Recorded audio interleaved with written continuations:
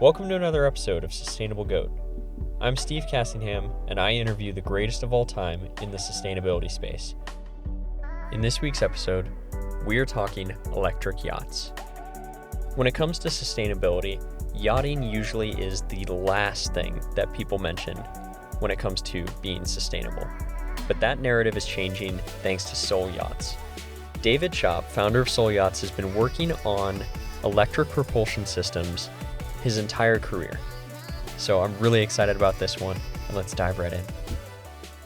I guess the fascination for basically electric boats started quite early when I was first taken on an electric boat on a Bavarian lake, and I was 5 years old. The boat had 400 watts, and you could literally see the fascination in my eyes. That there was no smell, no noise, no exhaust. Little did I know about exhaust at that time, of course, but anyway. And this is more than 30 years ago. So after that, doing plenty of sailing trips with particularly my dad, and he taught me how to sail. I really got to love, or I found my love for the ocean and the way of sustainable transport on the ocean, because sailing is the ultimate way to do this, just using the wind. And being an avid sailor, you always say that motorboats are stupid. They're just you can't do really you can't do really anything on them. But an electric motorboat is the closest you can get to sailing without all the hassles of sailing. So it's coincidence that after studying naval architecture, I didn't end up designing or engineering sailing yachts. It just coincidentally came on my path to pursue the electric side of the boats. And though I love sailing very much, the electric motorboat is kind of the most difficult one to achieve. So I like challenges. That's the one I went for. When you went to school for naval architecture, what was the focus? Was it we're designing yachts that are combustion engines? We're designing what was that education like? Because did they have something having to do with electric, or was that kind of something you did on your own time? The course of naval architecture at the Delft University of Technology is a very renowned one. It's quite an old study, and it's the only one in the Netherlands that you can follow for this particular course on a university level. But this is a very good question you're asking, because it was totally contrary to what I had expected, or what was the reason at that time why I came to the Netherlands to pursue this study. All the famous yacht architects, they are Dutch, whether it's Gerard Dijkstra or any of the other famous ones here. And of course the big super yacht builders, a lot of them are Dutch companies. So I was really not disappointed, but I was surprised by the fact that the study at the university didn't go into that area of this industry at all. To go a little bit deeper on that, the study is a tiny study. There's 30 people roughly a year, and everybody like it's your classmate, which is fantastic. But of course, there's a limited number of professors, and at the time I was at the university, the average age of the professors was well above 60, and that meant that there were certain ideas about how shipbuilding should be, and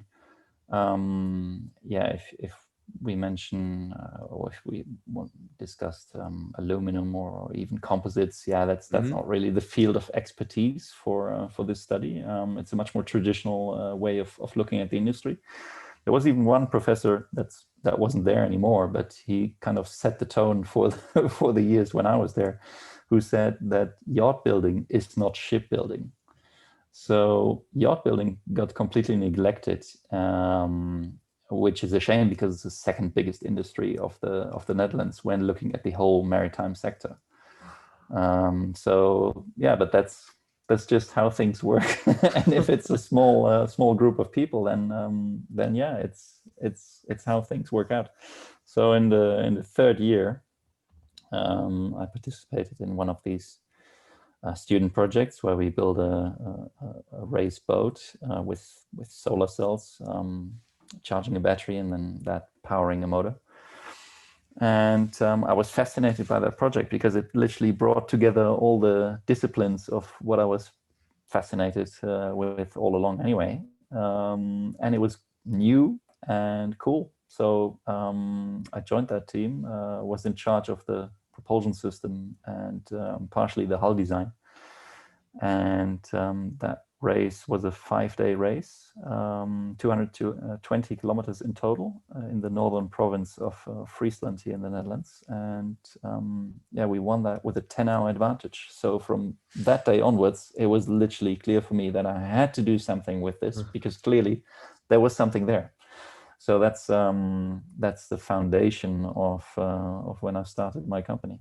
What do you think was that edge that you guys had for 10 hours? Was it the design of the electric engine? Was it the design of the hull? Was it the whole package? Because 10 hours is a lot, and I don't know if it was, way out at sea or if it was kind of loops. It's on the canals. And to answer your question, what made it possible to have such a big gap between the first and the second? If we look back now, the common idea of a solar boat in that time, and we're talking 2004, 2005, 2006, was two canoes tied together and some DY solar panel tied on top on some structure, and then literally put a 200 watt or 400 watt or whatever motor somehow, or even use a battery powered drill and propel the thing. So that was kind of the state of the general perception of how a solar electric boat could look like. And we did something radically different. We did two things. We designed a hull that was specifically made for electric propulsion and the race. And we designed a propulsion system integrally for this hull and the race specific requirements.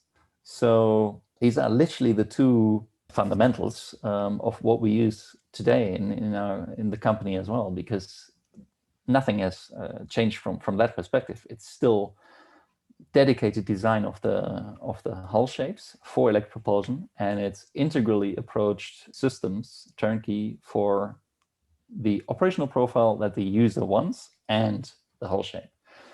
So I guess this is the winning combination, because we didn't tie any existing boat together with a solar panel and called it a solar boat. That's not what we did. Of course, interestingly enough, in the US, you already had a racing scene in electric boats, and that's called the Solar Splash. I'm not sure whether it still exists. But the Solar Splash is something else. They use land-based PV panels that they just put on the grass or somewhere where the boat is when it's outside of the water. They charge it up, then they decouple the solar panels and they put the boat in the water, and then it's like a drag race. They just do a short run as fast as possible. So you're literally emptying out the entire battery energy within a couple of seconds. And the project in the Netherlands, they wanted to do a marathon race, so 220 kilometers in total, so which was much more an endurance race rather than a sprinting race like the Solar Splash is. So there were a couple of teams from the US as well, but they didn't have a dedicated boat design. They did have a nicely developed electric outboard that they had done. Of course, when we look back now in time, it's crazy. It's all duct tape and stuff, student stuff. But it worked. They were one of the few who actually made it to the finish line, because out of the 30 participants, I think 20 in total just broke on the way. But that's not an unusual thing if you have to cover 220 kilometers. So how does that work when it comes to boat design? So how would a hull shape differ for an electric propelled yacht versus combustion? Well, combustion is a technology that has been around for a very long time, and it's commonly available. You have plenty of models to choose from, and what you mainly see in these design decisions is, all right, let's just go for the bigger engine because it has 50 horse more or whatever. It weighs only 10 kilos more, something like that. Usually all combustion engine powered boats are actually overpowered because it's a convenient thing to just say, yeah, right, if I need the reserve, I have it. This is very easy to do with combustion engine propelled vessels because you can just go to the gas station and refuel when your tank is empty. But normally you barely find somebody full throttling a boat. It's usually at a 75 or 80% duty of the engine, and the cruising speed is mostly even lower, certainly in private applications. That means you're driving around with an engine that is capable of so much more, but you barely use it, very rarely. That means you have the power, you can quickly go on a planing mode, and then reduce throttle, and you're just cruising along. So the classic design is a dead rise design where you have planing chimes and then a dead rise in the stern. And yeah, that's a classic combustion engine hull shape, which has the most buoyancy in the back because that's where the heavy diesel inboard or gasoline or an outboard is situated. With electric propulsion, you have a totally different weight balance. I mean, look at I use Tesla again, look at how their platform works. The weight is perfectly distributed because the battery weight is in the double bottom of the chassis. So the center of gravity is much lower than any other combustion engine powered car. And it's literally centered because it's distributed across the entire chassis. The battery pack is literally the double bottom of the chassis. So you have a very well balanced system. Now the same applies to electric boats. So you literally need different hull lines if you design for electric propulsion than if you design for combustion engines. It's a fundamentally different approach.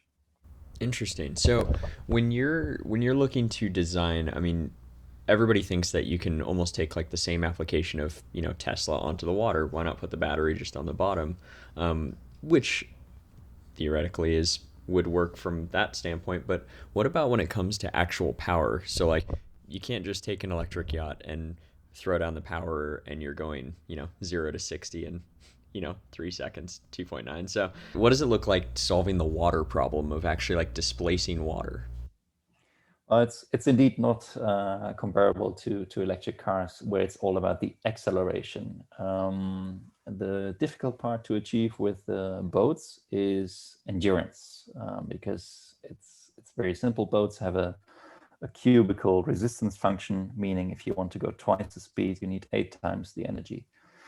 And naturally, thus, if you are on higher speeds, you will chew through your battery, no matter how big it will be, within pretty fast times compared to the automotive world. So solving the hydrodynamic part of the equation is really down to finding the right compromise. And I say compromise because yacht design is all about finding the right compromise. There's never an ideal setup. Never, because if you optimize it for one particular bit, you lose on the other end something else. So you have to, as a naval architect and as a system designer, you have to literally find the right compromise between, okay, so what does the owner want? How should the performance be? And how should the hull shape integrate these two things? Because you have to think about just like walking paths. Is there enough width in the hull to accommodate the cabin layout? Is there, or is it too wide? And are we making too many waves, thus inducing too much resistance?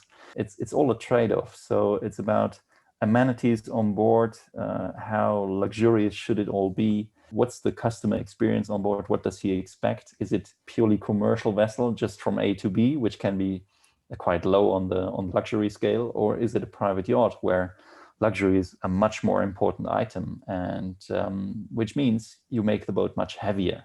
And when it's heavier, you need more power to propel it to the same speed as the lighter boat, meaning you have to take more batteries. It gets heavier again.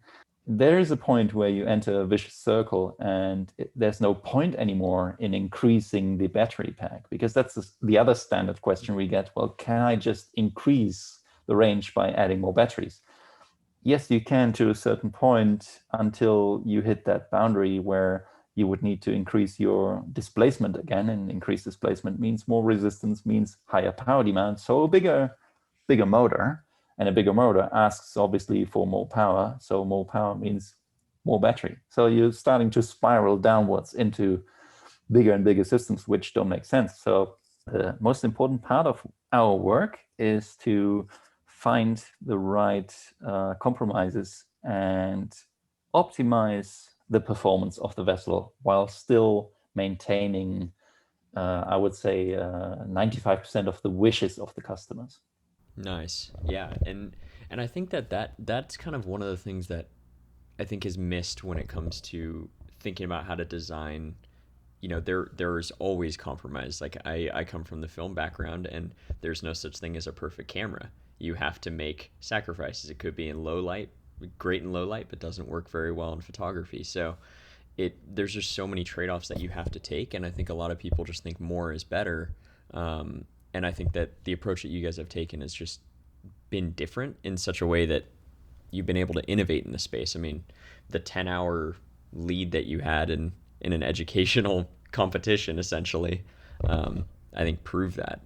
And when you guys did win that, and you went, okay, I'm onto something, what were those next steps that you took to kind of turn it into something? Because I mean, did you guys have to raise money? Did you guys test? I mean, what was that like, trying to build a yacht company? Very good question. What we did is we had a customer who early on in the project already said, well, this is great what you're doing. I'm sponsoring you by, let's say, a couple of €100. And because we were so quick during these race days, and remember, it was a 5-day competition. So per day we had 2 to 3 hours of real racing, and then it was repairs or whatever, or waiting on the others. And so whenever we crossed the finish line, he came up to us, because he followed us from each leg to the next one. And he said, yeah, can I have a go? And we said, yeah, why not? I mean, the battery is already charged again, and yeah, have a go. So he just had a go, and he did that at every finish. And then in the end, after the race was done, he said, yeah, well, you know what? I live by a river or a lake, basically 20-kilometer long old river lake, which is closed off. So or river arm, which makes it a lake. And he said, yeah, I'd love to have one of these boats in my just at the jetty of my house. And we said, well, okay, that's cool. Let's build a copy, but then professionally.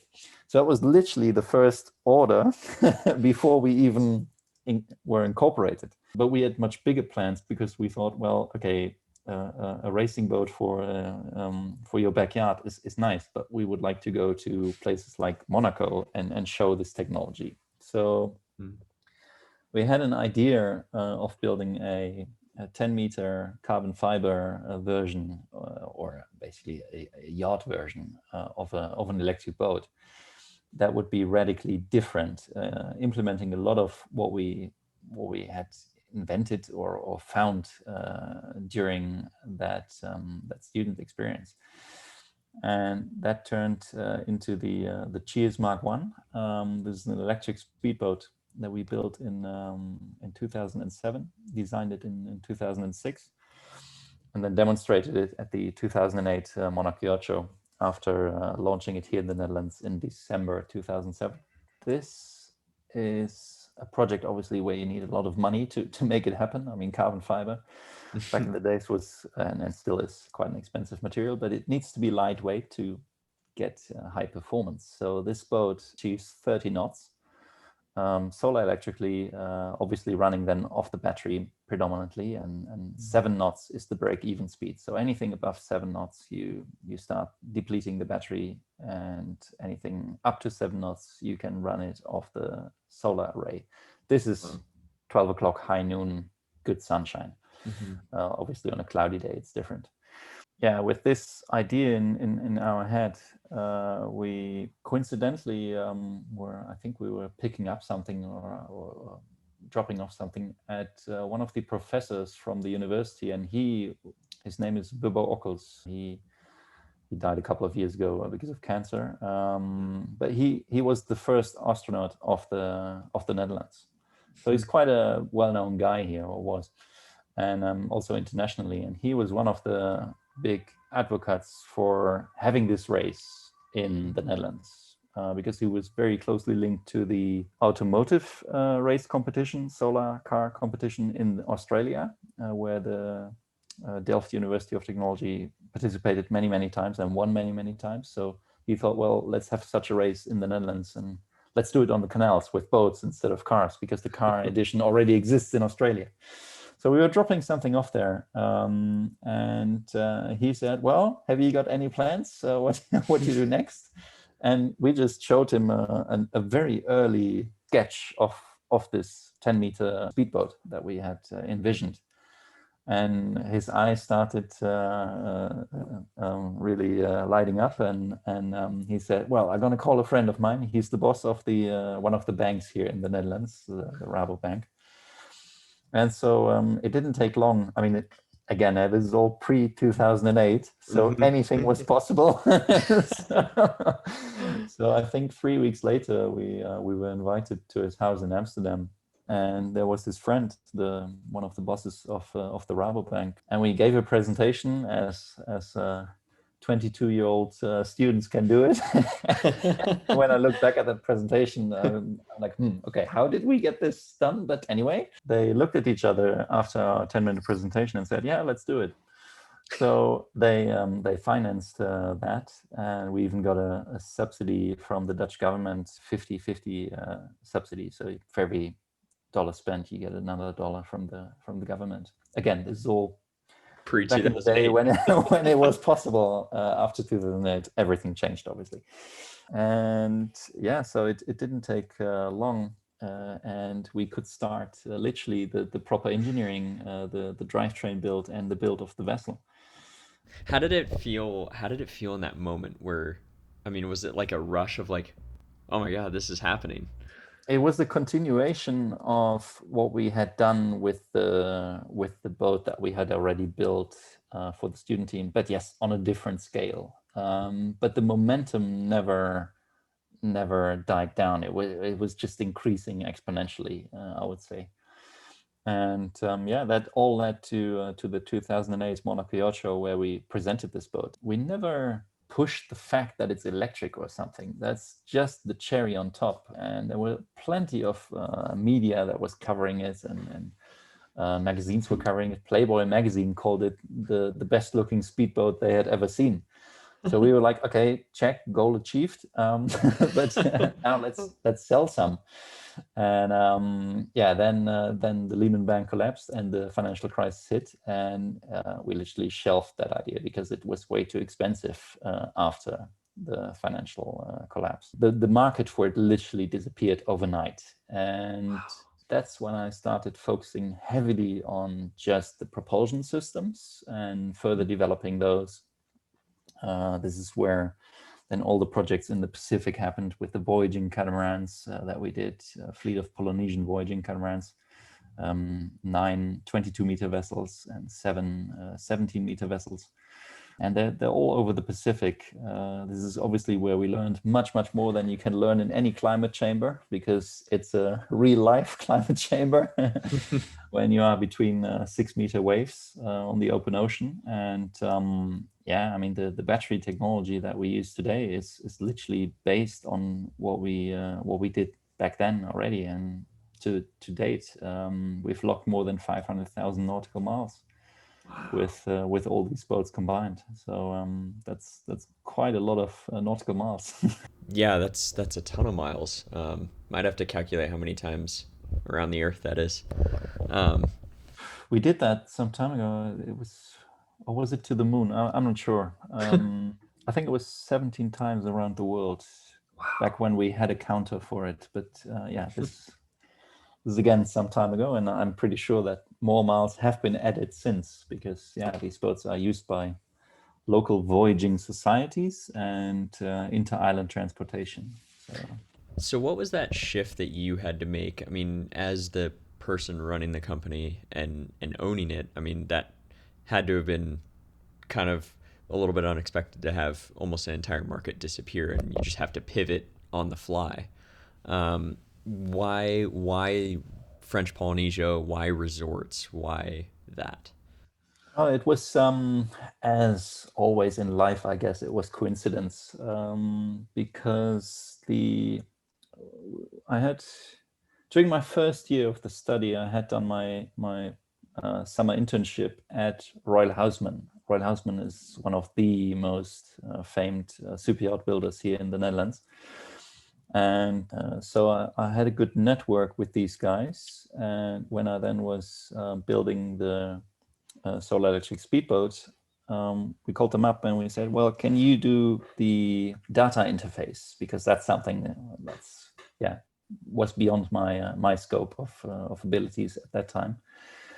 And they were very sophisticated in that. So we collaborated on that one, and they literally were an important subcontractor for this project.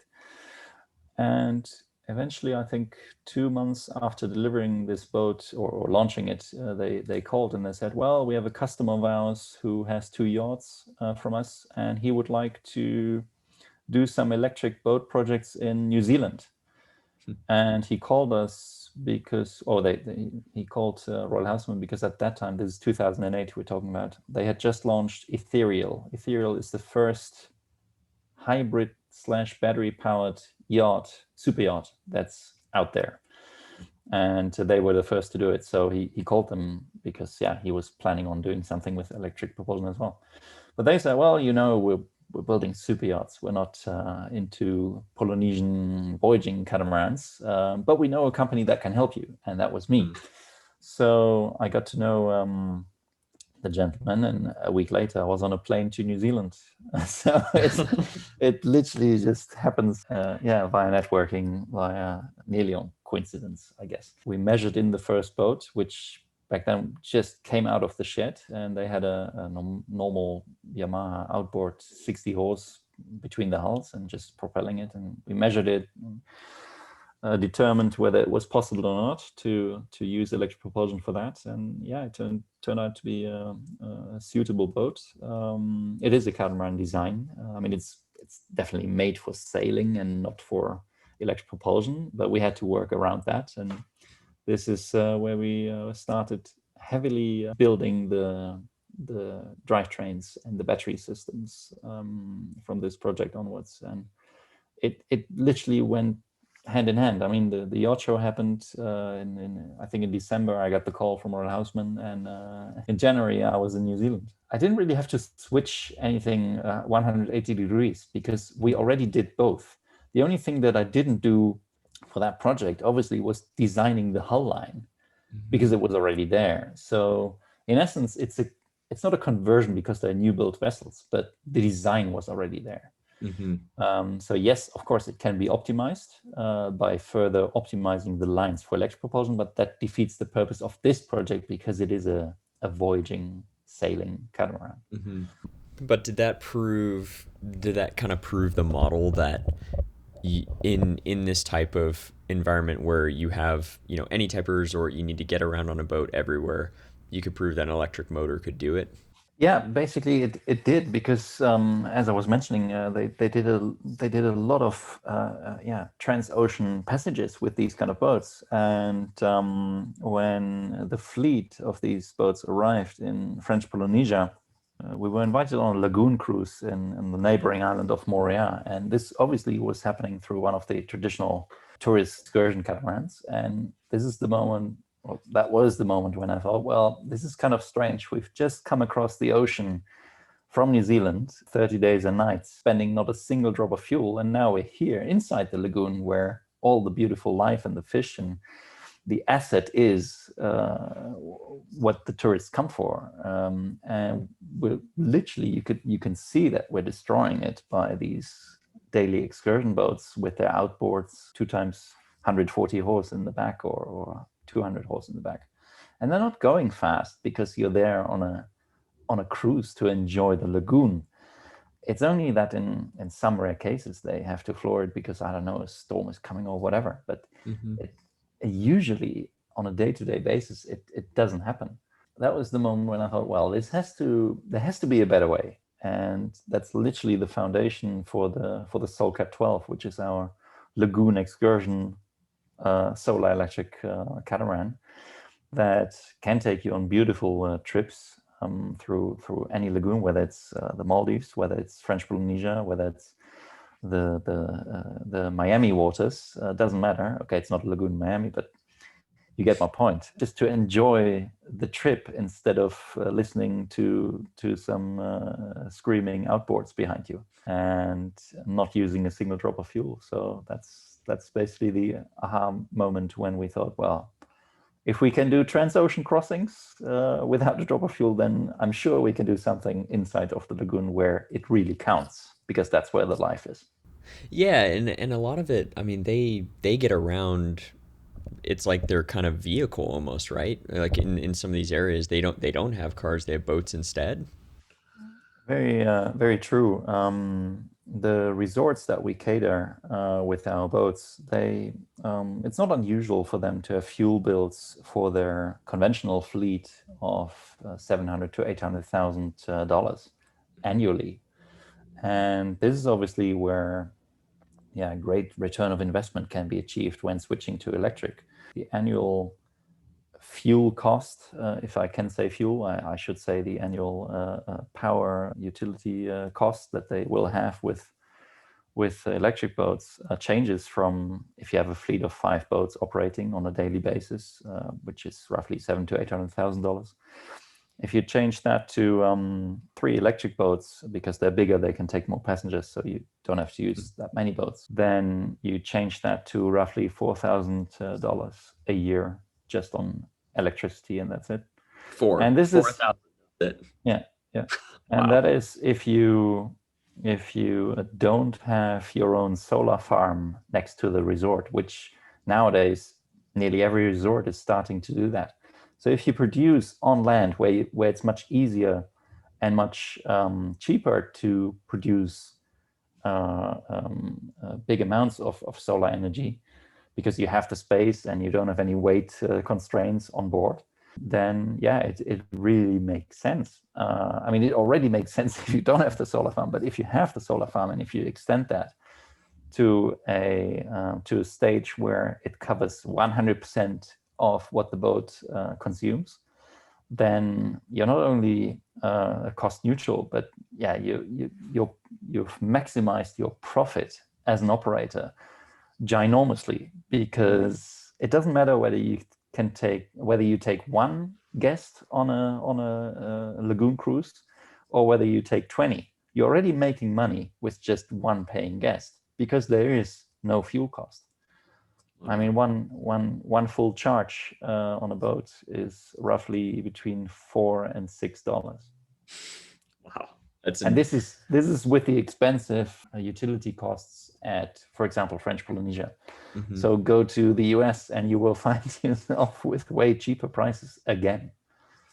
Wow. And when you figured this out and you went, wow, this is not only a profitable venture, but from the ocean sustainability side of the water that you're kind of in, what does that kind of do? Do you have any kind of more technicalities around, what combustion engines have traditionally done in the water versus electric? Well, combustion engine systems, they obviously produce CO2 that they dump into the ocean itself. The exhausts are mainly underwater, or if it's not underwater, it falls into the water because it's heavier. And it leads to an effect that's called ocean acidification. So it becomes more acidative, and that literally dissolves the corals. So this problem you obviously don't have if you use an electric boat with sustainable produced power. Of course, if it's based on a diesel plant or something that produces the power, then it's nearly the same. But yeah, if you're talking about PV farms, wind farms that produce the electricity, then yeah, none of that acidification is happening because of you being out on the water. And that's, I guess, what it's all about. And that's also the reason why the resort in Bora Bora went for a fleet of 3 vessels from us. They're the local. They are the local hotel chain with 5 resorts in their portfolio. And they said, well, we don't do this for us to maximize the gains. We do this for our children to be able to enjoy the lagoon as we have enjoyed it. They have the foresight to do that because they live there. They literally live there.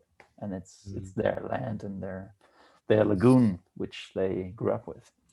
So it takes kind of these approaches or this kind of foresight to do the mental switch away from, well, range anxiety, is the electric boat good enough for our application? Well, it turned out the electric boat was way better for their application than what they could have ever dreamed of, because they're now getting guests that they would not have had if they would have kept their traditional boats. I mean, they get guests from much higher ranked resorts like the Four Seasons or the St. Regis, which are totally different price level.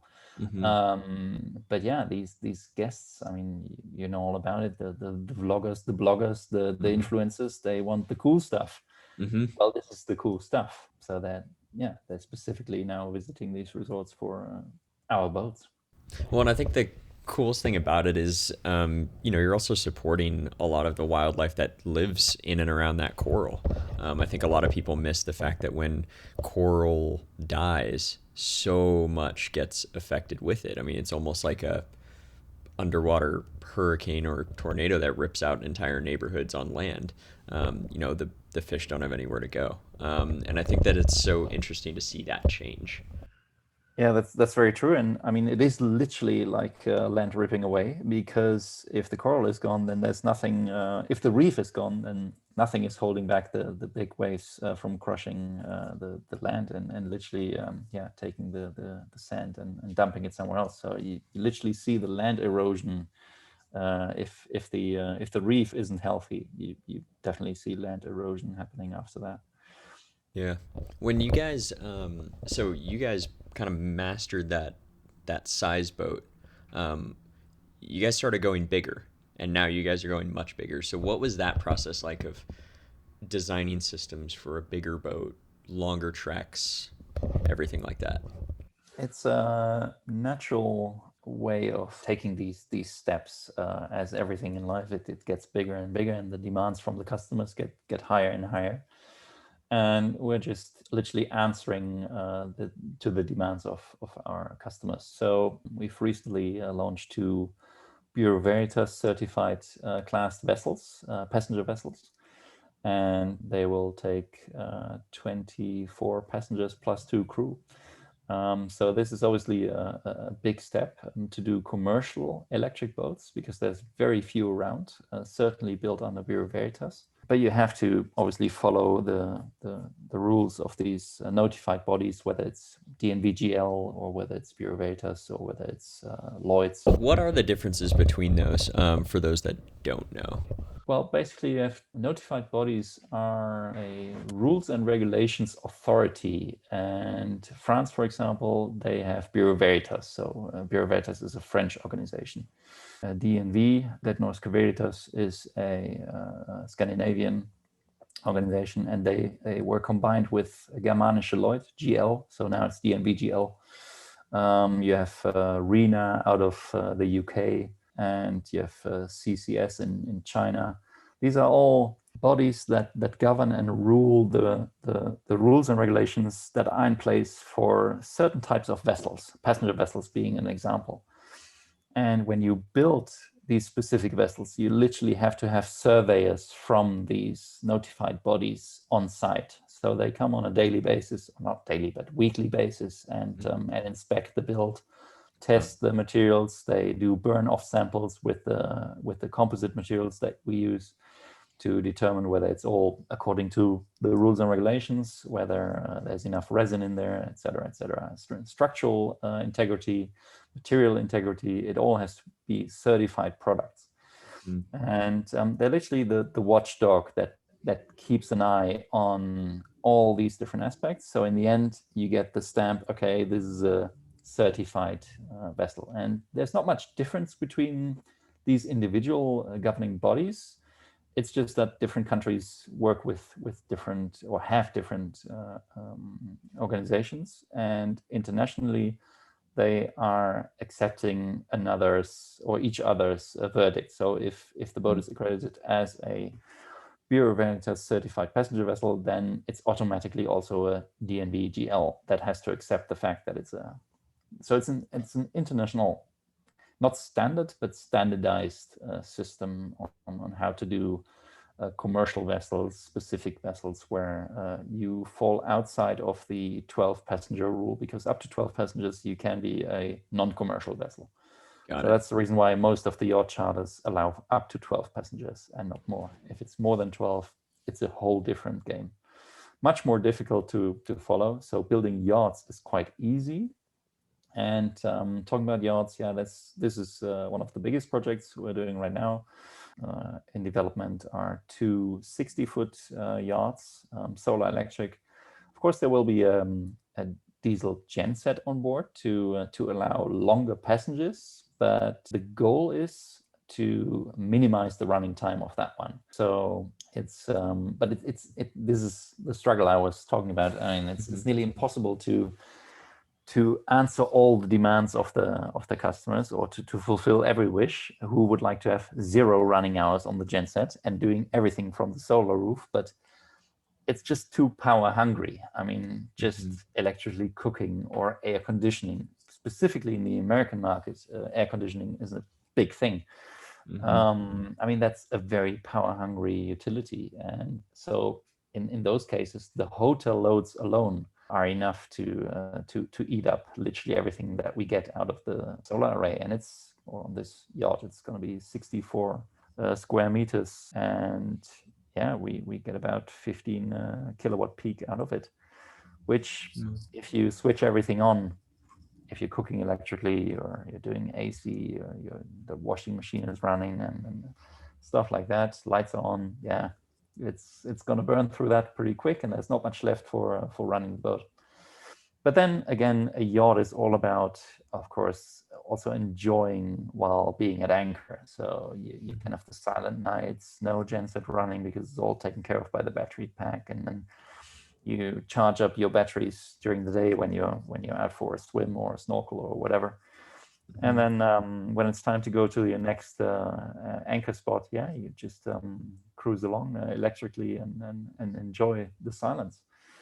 But if you want to do 6-8 hour passages, of course, yeah, and eventually the diesel has to kick in and support the battery charge. And do you think that's part of just time and engineering in order to get battery efficiency, solar cell efficiency, or is it kind of more of the equation of consumption? Is it or is it a bit of both, where we have to kind of rethink, how do we need all the AC, all the lights, all the cooking all at once? Very good question. It's a combination, but there are big challenges, because consumption never tends to go down. It tends to go up, because we get more and more devices on board, more and more toys, whether it's the electric Sea-Bob or any of these, so electric jet ski in the future, who knows. I mean, there's the world is becoming more and more power hungry by the day, because we add so many devices, from smartphones, smart everything. I mean, everything has to be smart these days. But yes, on the other hand, all these companies develop more efficient gear each year. So if you look at what a fridge uses these days compared to what a fridge uses on an annual basis, kilowatt hours wise, from a fridge 10 years ago, yeah, of course, it's much more energy efficient. but there's 10 more fridges per head out there. So I don't think that we have to find the solution in limiting the power hungriness that the world has. It's more about the innovations on the technical side that will enable these kind of things to switch entirely to not a single drop of fuel. And what I mean by that is the solar industry roughly adds half to 1% each year of efficiency to the panels. And yes, there are, of course, there's disruptive technologies out there in the labs where suddenly you're not gaining an efficiency by 1% or 2%, but where you gain efficiency by a factor of 80% more because they manage to combine 2 layers of solar cells on top of each other. So you're not having once the output, but twice. And yes, of course, you lose some of the power in the first layer, and then only a reduced amount can hit the second. But these kind of things are in the making. When we can buy them, that's the big question, of course. And the same happens in the battery world. The energy and the specific weight of the batteries that tends to become better and better each year. But they are on a much slower cycle. They are not like computers or computer chips that double their power every 2 years. That's not the case with batteries. But yeah, of course, there are the disruptive technologies on the horizon as well, like solid state batteries that suddenly enable charging within 5 minutes, which can have, instead of 200 watt hours per liter, can have 600 or even 1,000. So we're literally talking about tripling or quadrupling the energy that you can take on board while maintaining the same weight and the same volume. And these are, of course, game changers, because then even for the boating industry, the same thing would happen what Tesla has done for the automotive industry, that suddenly the electric car can go as far as a gas-powered car. This is not yet true for the boating market, just because of the fact that boats are too power hungry to be able to maintain that. You would need a battery pack that's bigger than your boat and heavier than your boat to achieve that. But then, of course, you cannot achieve these kind of speeds. It's an impossible thing to solve at the moment. But what we're doing is literally engineering it to the point where you get the best and most efficient result with the state-of-the-art technology that we have available today. Between the project that we've done just now, the 2 Bureau Veritas shuttles, and now, which is a time frame of 5 months, the new generation of battery cell has been released, and it's an increase by 12% of what energy density is. So that's great, because that means 12% more range for the customer. Yeah. And I've been reading a lot about that solid state battery technology, because it is a game changer. But if you can increase that range and you can increase the efficiency of that battery, it overcomes the combustion engine in terms of on land. I think on water, would that be the biggest game changer for you guys to be able to get rid of that diesel gen in there? Would be a solid state battery, or is it just going to be a time will tell? Whether it's the solid state battery or whether it's a new shape of or new chemistry of battery that we haven't heard of yet, this is what time will tell. But definitely, once we talk about an increase for the specific energy density of factor 2x, 3x, 4x, from the max 210, 220 watt hours per liter that we have these days, yes, that's what you need in order to get rid of your genset, or to barely have it running. At the moment, if you look at some of the electric boats out there, they have the genset running every day, 5 hours plus, which kind of defeats the purpose if you ask opinion about that, because then it's just a nice gimmick, but it's not what it should be. And so the integral approach is missing from that one, I guess. And this is what we've mastered through the last 15 years, doing what we're doing, that everything we do, it's literally integrated to the max. But in the end, it's a customer decision. All we can do is try our best to optimize for what we are given from the operational profile, from the budget, from the hull shape and the space we have on board. The weight budget is also a big one, because batteries are heavy. Are you preferring to take more batteries, i.e. longer range, or are you preferring to do something else with the space on board? It entirely depends on the customer. Wow. And when you've been doing this for 15 years. I mean, that it was before really electric was a major topic of conversation. I mean, that type of innovation, that type of time, I mean, and you can dive into this if you want. But we briefly talked about in our last conversation around why the propeller, like that there's drag. I think that part of the equation on how to solve future electric propulsion in the boating space definitely has to do something with, okay, so what does the propeller do and how does it actually work? Because it's not a device that is made for really high RPM. And one of the biggest benefits of an electric propulsion system is these electric motors can be tiny and deliver still the same amount of power, but then the RPM goes up, because power is RPM times torque. So if you know the torque of a machine and you multiply it by the RPM, then you literally get the power. But as long as we're bound to having a propeller in direct drive scenarios without using a gearbox, obviously, because that's only losses and noise and maintenance with oil inside and horrible stuff. We don't want that. So as long as it is direct drive, you don't want any reduction gears between it. You are stuck with having to use an electric machine, an electric motor that gives you the RPM that you need. For example, 1500 RPM. Well, 1500 RPM is not a lot for an electric motor, because electric motors easily can go up to 10,000 RPM, no problem. And to give you an example, a machine that does, let's just take 100 kilowatts at 1500 RPM, that weighs roughly 150 kilograms.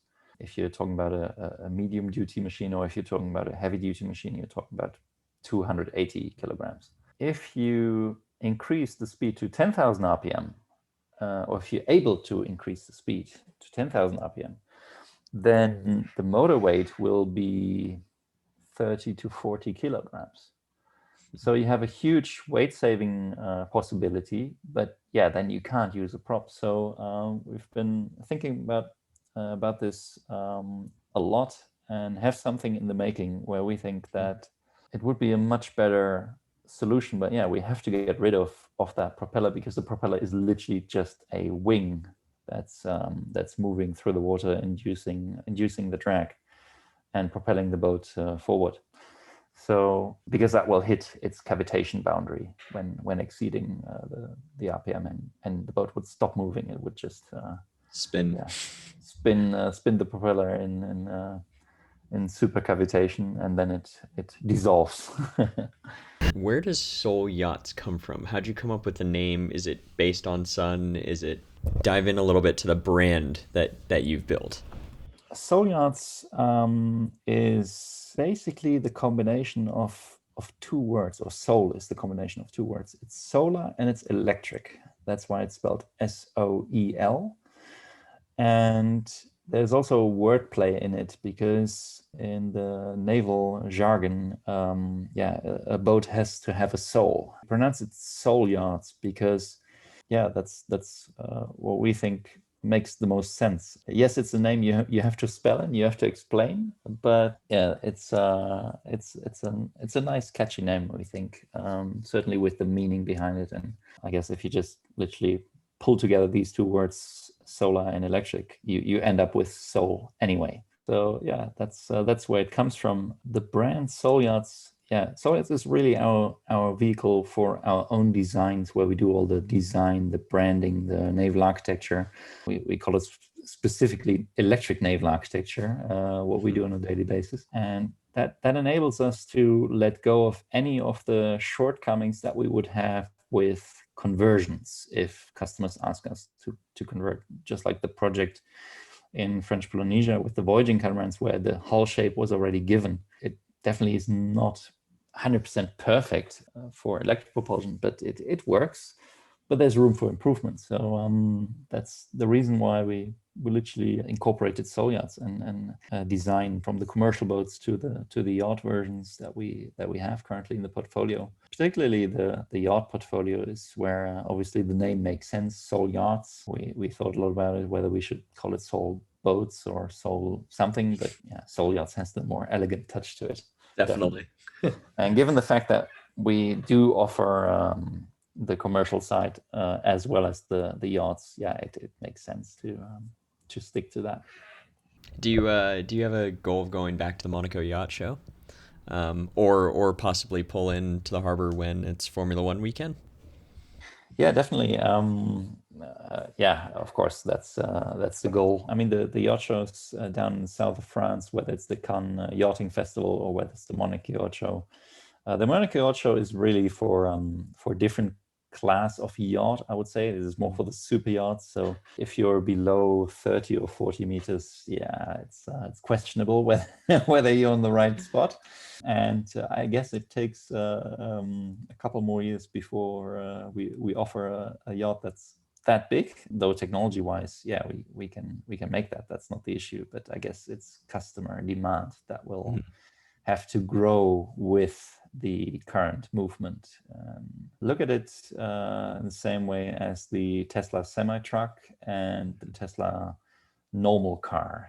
I mean, they didn't start with the semi. They started with a very specific car, the Roadster, and then just moved their way through high-class luxury car to now the Model 3, which is much more accessible. So yeah, you need critical mass behind market demand in order to make something happen. But yeah, the Cannes Yachting Festival is definitely on the agenda for us. The moment we have the 60-foot boats ready, but also we hope to take one of them to the Miami boat show, because that's a very interesting market for us. And yeah, we can't wait to bring that also over to the US.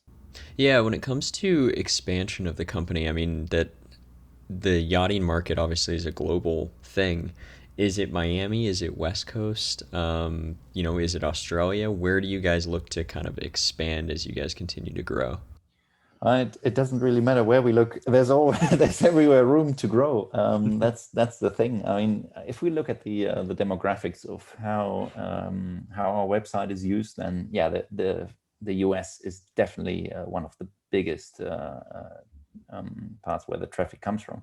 I see the East Coast, Miami, Bahamas, that's definitely a huge market. I guess it's a good starting point because it's on this side of the pond from Europe. But yeah, we also get inquiries from up north, the Great Lakes. I mean, that's also something to us. It doesn't really matter where we start the adventure, but it has to start, and the expansion has to happen.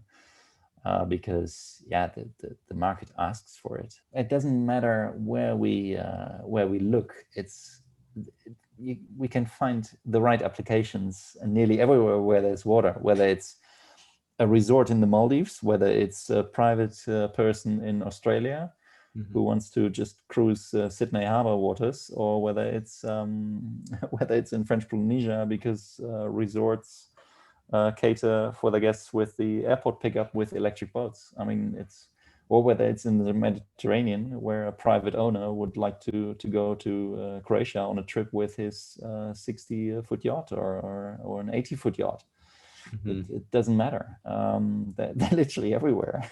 And this is very nice on the one hand, but it's also challenging on the other, because yeah, you need to be able to answer these demands. But yeah, yachting business is a very global market, so it's perfectly fine and normal to serve literally the world market from a single or 2 or 3 locations. That's very commonly done. What's your favorite part of just this whole process, whether it's designing the boats, growing the company, putting a 60-footer in the water? What's the favorite part for you? it's really the combination of all of these different aspects. I guess my worst nightmare would be to have to sit in an office working for somebody and having to do the same job over and over again or something like that. I mean, that just kills creativity, and it's not who I am. I really live for the complexity or the complexity solving, I would say, because it's a very hard puzzle that we're solving, whether it's on the drivetrain basis, whether it's on the integral basis of vessel plus drivetrain, or the design of it, the hydrodynamics, the naval architecture behind it. I mean, these are all very difficult puzzles to solve, and you have to literally zoom out now and look at all these different puzzles, which are quite hard on themselves, but you have to now solve it integrally for all of them, because that's what the customer asks you. Give me a yacht that works perfectly for what I intend to use it for. That's really, really cool to do on a daily basis. We see a lot of the world, obviously. That's very cool as well. Yeah, growing the business. I mean, the whole business side of it. I live for that as well. I mean, I love it. It's literally a passion that I'm pursuing on a daily basis, whether it's on the boating side, the system side, or whether it's on the business side of things. It's a great challenge that keeps me on the edge of my chair, just literally, going for all these challenges, and then that's really nice. That's really cool. And of course, the great people that we meet. I mean, this is fantastic group of clients that we have, and they're very interesting characters, as you can imagine. So yeah, that's a very cool side effect of it as well, which is not to be underestimated. For you, I mean, you grew up mentioning these, incredible naval architects that are from the Netherlands, and have you met any of them and been able to talk about what you've been able to design? I mean, you don't strike me as someone who, like, you're very, very humble in how you are, and the work that you do. But I would imagine, like, meeting some of your heroes in design would probably be pretty cool. I've actually met pretty much all of them, and that's because during the studies of naval architecture, the maritime industry in the Netherlands is tiny. It's nearly like a classroom feeling. I mentioned this already when talking about the study itself, but literally the industry is like a classroom feeling as well. So there's very, very short lines to all these different characters and players in the market, whether it's the super yacht builders, whether it's the naval architects. It's and also, by the way, on a European or even global scale. I mean, we frequently went on trips to, for example, Finland or whatever, and visited all the maritime industries there. And this is a really cool part of what the study association did for naval architecture. And in my third year of studying, I was lucky enough to be able to be the chairman of that study association. In the Netherlands, it works. You do this as a full-time job, sort of. So you literally don't study for a year. You only do that. And on the sideline, I had done my business as well. So I met a lot of them, and I'm not the person who would just stare in awe and be a flabbergasted or something. It's really cool to talk to them about stuff and be able to discuss some ideas. That definitely has happened.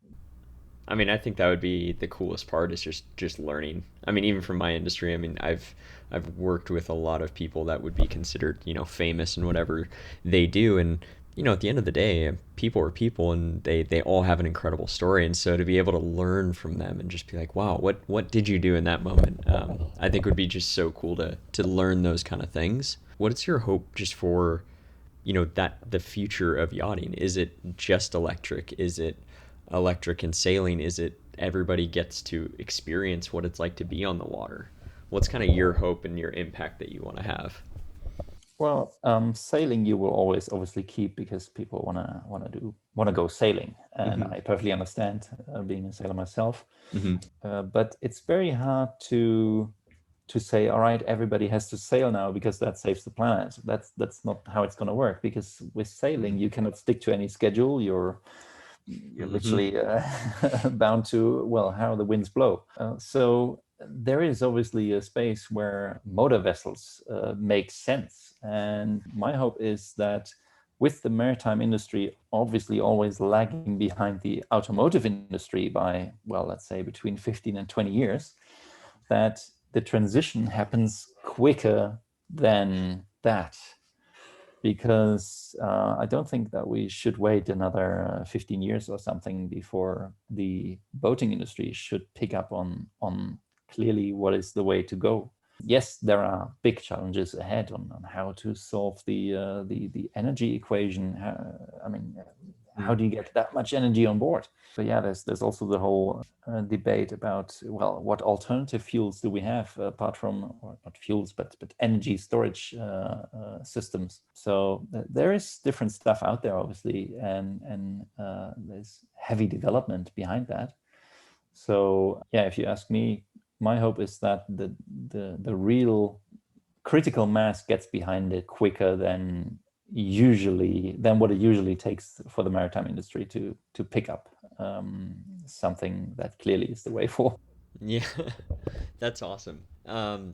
So to wrap things up, how can people kind of learn more about Soel Yachts, get in touch with you, maybe see one in person? What would be the kind of the best way to get connected? Well, to get connected, of course, it starts with our website, soelyachts.com. You can find a lot of information about us, and it's literally as simple as dropping us an email at info@soelyachts.com and get in touch with us. I mean, that's what we're here for, and yeah, we can't wait to work on more exciting projects. It's all about experience, and we're literally working full throttle now on getting boats out there in the Mediterranean for people to experience. And you have to see it and touch it and feel it with your own senses, I guess, in order to fully immerse yourself in that experience that it is. Yeah. That's awesome. Well, thank you seriously for taking the time and jumping in on this podcast. Like, learning so much from you on the naval architecture side, and just the fact that you've been innovating in this space for 15 years already, I think is a testament to how much impact I think Soel Yachts is going to have in the future as the world kind of catches up to this idea that, you've been kind of on board with since you were, 12. So. True. Thanks Yeah. so very much, and very kind words. Yeah, I mean, it's been a hell of a journey, and there's more cool stuff to come in the future, and I can't wait. It was really fun to have David on the show. Incredible to talk about, yachts, cars, electric propulsion systems. I mean, just so many fun concepts, and it just goes to show that like there's so much cool stuff that's happening right now in the sustainability space. And I think the best part is that we're kind of at the beginning. I mean, this is almost like, internet in 1999. I mean, this is some excitement that can happen. There's space to innovate in all these different areas of life. And that's just part of the bigger sustainability picture that, we're all part of. And I think that David, what he's been working on for all these years is just an incredible product. Till next episode, thanks again for listening to Sustainable Goat.